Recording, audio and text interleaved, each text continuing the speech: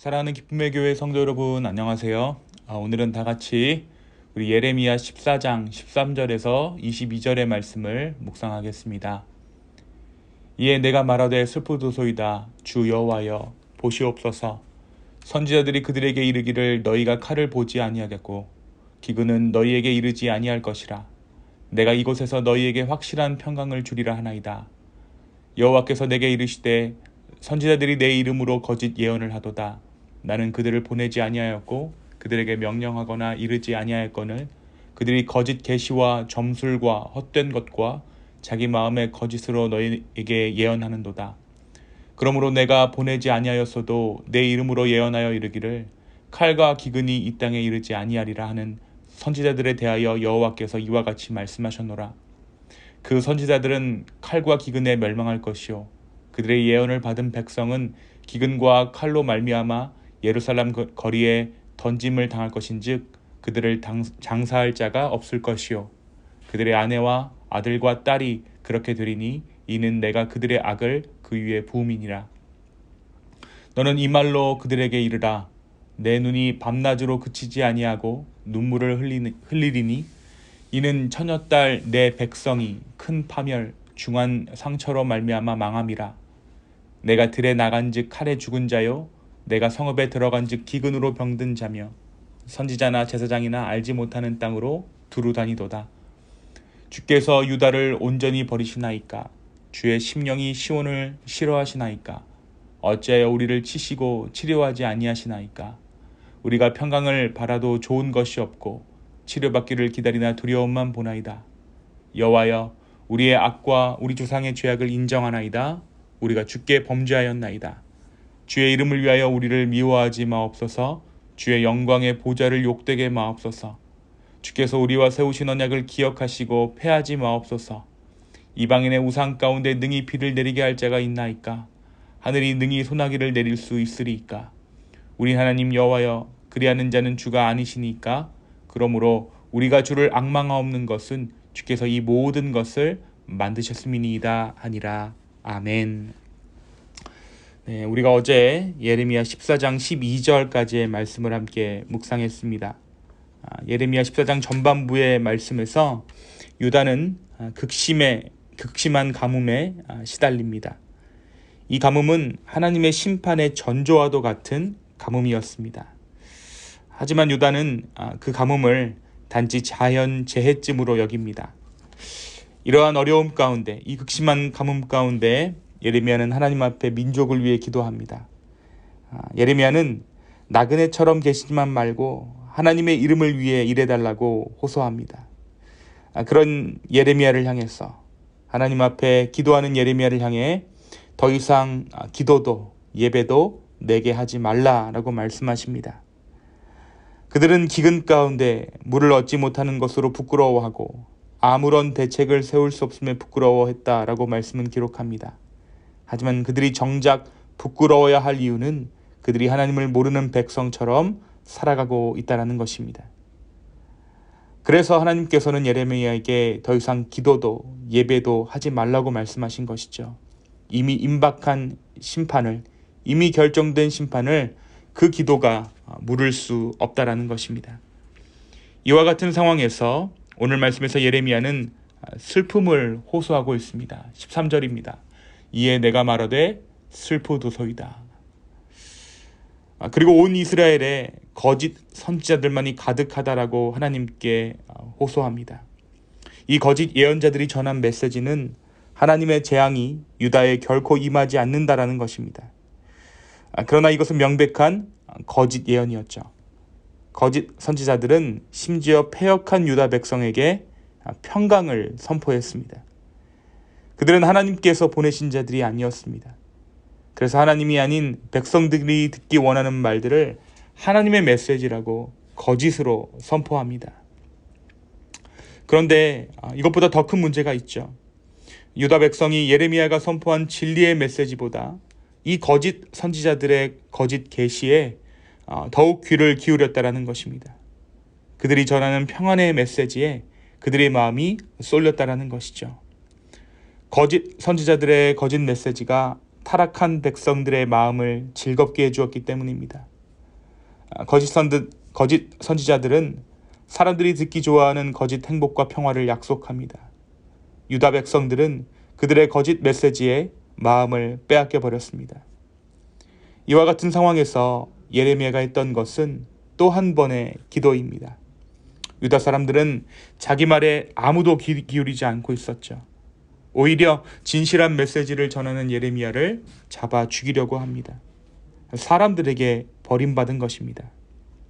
게다가 하나님께서는 예레미야에게 더 이상 유다를 위한 제사와 유다를 위한 기도를 하지 말라고 말씀하십니다. 더 이상 그 제사를 받지도 않으시겠다라고 말씀하십니다. 예레미야가 하나님께도 버림받고 있는 것입니다.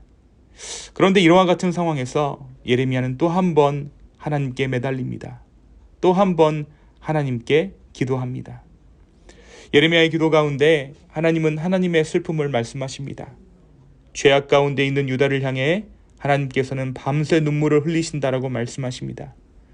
황량한 유다를 두루다니며 아무도 하나님을 하나님이라 인정하지 않는 그 땅을 하나님께서 둘러보신다라고 오늘 말씀이 기록하고 있습니다.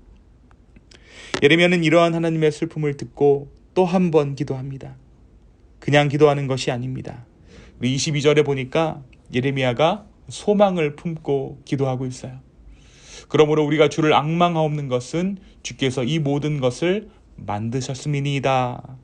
창조주 되신 하나님께 소망을 두고 희망을 품고 기도하고 있는 것이죠.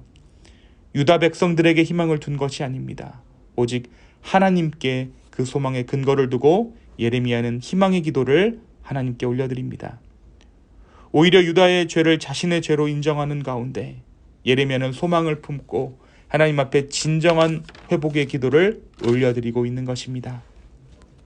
사랑하는 기쁨의 교회 성도 여러분, 오늘 말씀은 우리에게 무엇을 말해주고 있습니까?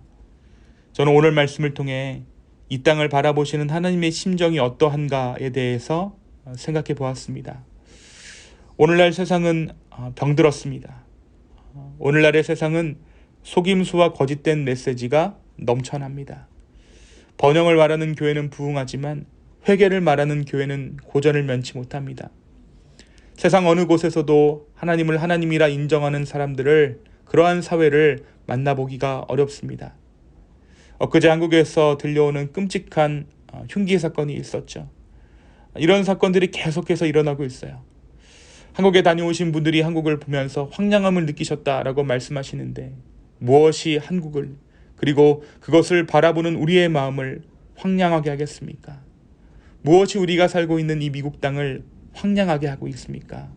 그것은 극도의 이기주의입니다. 왜 우리는 이기적으로 살아갈 수밖에 없을까요? 바로 자기 자신이라는, 자기 자신의 부라는 우상을 섬기고 있기 때문입니다. 이 땅에도 우상 숭배가 넘쳐나고 있다는 것이죠. 그런 이 땅을, 그런 한국 땅을 하나님은 어떻게 바라보고 계십니까? 오늘 말씀대로라면 하나님은 바로 슬픔의 눈으로 그런 우리를 바라보고 계십니다. 하나님께서는 이 병든 세상을 보시고, 이 쓸쓸한 세상을 보시고 슬퍼하십니다. 예레미야 선지자가 슬픔의 선지자였던 이유도 그 하나님의 슬픔을 깨달아 그 또한 슬퍼했기 때문입니다. 오늘 이 아침에 우리를 슬픔 가운데 바라보시는 그 하나님의 슬픔을 헤아릴 수 있는 저와 여러분이 되었으면 좋겠습니다. 나의 번영, 나의 구원에 우리의 신앙의 목적이 있는 것이 아닙니다. 깨어있는 자는 시대의 슬픔을 통감하는 자들입니다. 이 아침에 주님의 마음을 알아 중보로 하루를 시작할 수 있는, 그래서 슬퍼하고 계시는 하나님의 마음을 헤아릴 줄 아는 저와 여러분 되기를 소망합니다. 두 번째, 오늘 말씀은 우리에게 포기하지 않는 기도, 소망을 잃지 않는 기도에 대해서 이야기하고 있습니다. 당시에 온 나라가 거짓 선지자들의 선독에 넘어갔습니다. 사람들은 아무도 자신의 말에 기울이지 않고 하나님도 더 이상 예레미야에게 기도하지 말라라고 말씀하십니다. 그런데 이와 같은 상황에서 예레미야는 포기하지 않고 기도합니다. 사람들에게 버림받았지만, 심지어 하나님께 버림받았지만 예레미야는 포기하지 않습니다. 그냥 기도하는 것이 아니라 민족의 회복을 소망하며 확신하며 기도합니다. 바로 이와 같은 기도가 우리가 드려야 할 마땅한 기도일 것입니다. 우리의 눈에 아무런 증거가 보이지 않아도 희망을 잃어버리지 않는 기도, 그것은 바로 내 안에서 가능성을 찾는 기도가 아니라 바로 주님 안에 소망을 두는 기도일 것입니다. 우리는 넘어지고 우리는 연약하지만 우리 주님은 굳건한 반석 되어주십니다. 오늘 이 아침에 이 주님께 소망을 둔 기도를 주께 드릴 수 있는 저와 여러분 되기를 소망합니다. 포기하지 않는 기도. 남들이 다 포기하라 말하지만 그럼에도 불구하고 하나님께 드리는 다시 한 번의 기도, 또 한 번의 기도가 우리를 구원의 길로, 회복의 길로 인도할 것입니다. 오늘 이 아침 끝까지 포기하지 않고 소망의 근거를 둔 기도할 수 있는 저와 여러분 되기를 예수님의 이름으로 축원합니다. 이 시간 함께 기도하시겠습니다. 주님, 오늘 이 아침에 하나님 아버지의 말씀을 받습니다.